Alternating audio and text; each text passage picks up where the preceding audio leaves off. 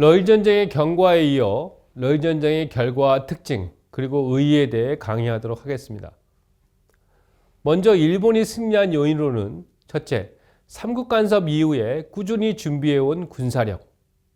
삼국 간섭 이후에 일본은 그 억울함, 그렇죠? 아쉬움을 달래기 위해서 미리미리 그 전쟁 준비를, 러시아의 전쟁은 언젠가는 또 필연적으로 있을 것이다 라고 해서 군사력을 준비해 갑니다.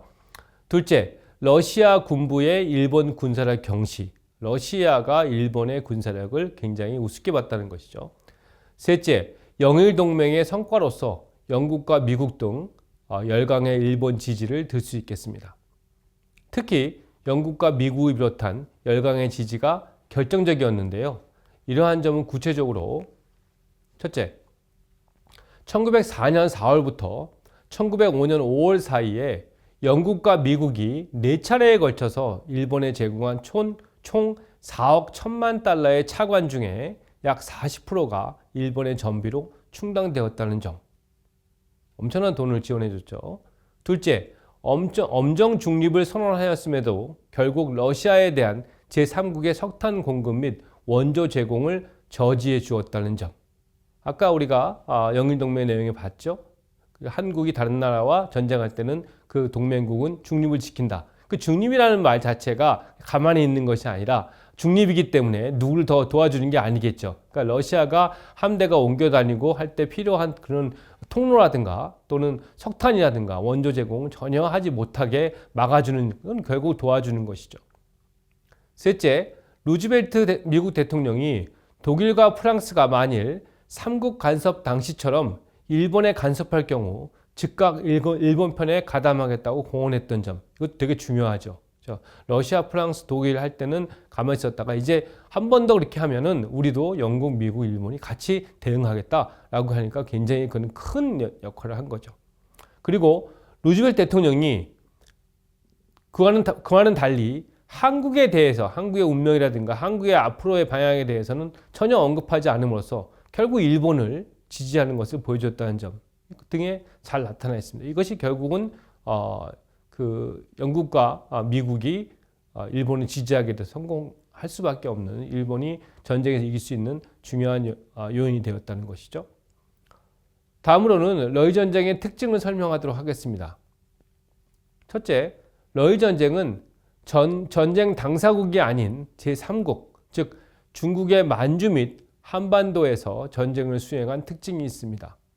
러시아하고 일본이 전쟁했지만 러시아 본토라든가 일본 본토에는 전혀 전쟁이 없었고요. 오히려 중국의 만주와 한반도 지역에서만 전쟁을 수행한 특징이 있고요.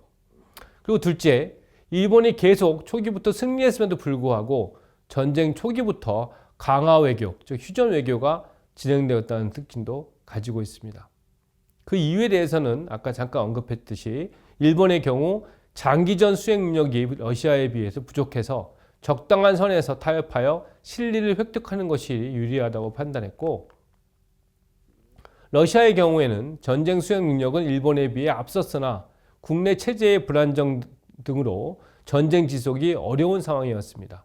그리고 기타 다른 열강들의 경우에는 전쟁의 결과를 어떻게 하면 자국의 이익에 반영할 것인가 라는 것에 노력했다는 사실을 들 수 있을 것입니다.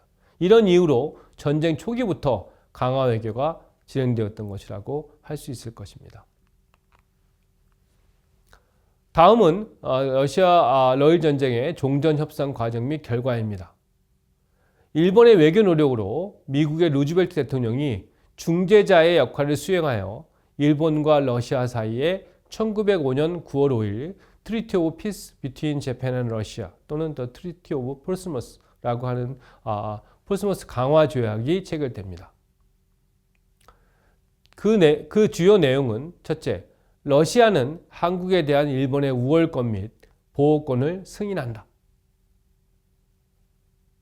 단순한 우월권이 아니죠. 보호권까지도 승인한다. 둘째, 러시아는 만주에서 철병하고 청나라의 영토 보존과 문호 개방을 승인한다. 셋째, 러시아는 중국 관동주 조차권과 장춘 여순간 철도의 소유 및 운영권을 청나라의 동의를 얻어 일본에 양도한다. 넷째, 러시아는 북위 50도 이남의 사할린을 일본에 양도한다는 것 등이었습니다. 이러한 소위 포츠머스 강화 조약의 내용은 철저하게 전쟁의 승리자인 일본에 유리한 것이었고, 그 다음에 그것은 미국의 중재하에 이루어진 것이었습니다. 마지막으로 러일 전쟁의 의의입니다. 먼저 일본의 경우 러일 전쟁 승리를 통해 대륙 진출 및 한반도 지배권을 확고하게 인정받는 계기를 얻었는데요. 이는 한국의 식민지화와 중국의 반식민지화, 그 안에서 또 멸만 흥한, 그렇죠? 만주족을 멸하고 한족을 다시 부흥시키자는 그런 기치를 고조하는 그런 결과를 낳게 되었던 것이기도 하고요.